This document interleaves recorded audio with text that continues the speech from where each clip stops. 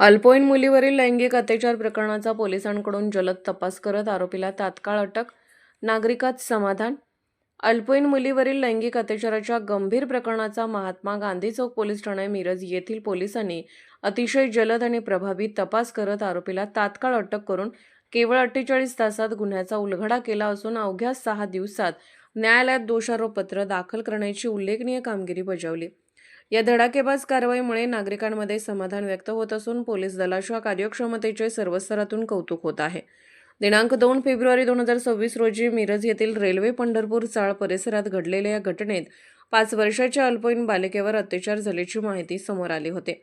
या प्रकरणी महात्मा गांधी चौक पोलीस ठाण्यात गुन्हा क्रमांक 46/2026 नोंद करण्यात आला होता. पोलिसांनी तात्काळ तपासाची चक्रे फिरवत आरोपी विजय अँथोनी कांबळे राहणार रेल्वे पंढरपूर चाळ मिरज याला शिताफीने अटक केली. या गुन्ह्याचा तपास माननीय श्री संदीप घुके, पोलीस अधीक्षक सांगली, माननीय श्रीमती कल्पना बारवकर, अप्पर पोलीस अधीक्षक सांगली, माननीय श्री प्रवीण गिल्डा, उपविभागीय पोलीस अधिकारी मिरज विभाग यांच्या मार्गदर्शनाखाली पार पडला.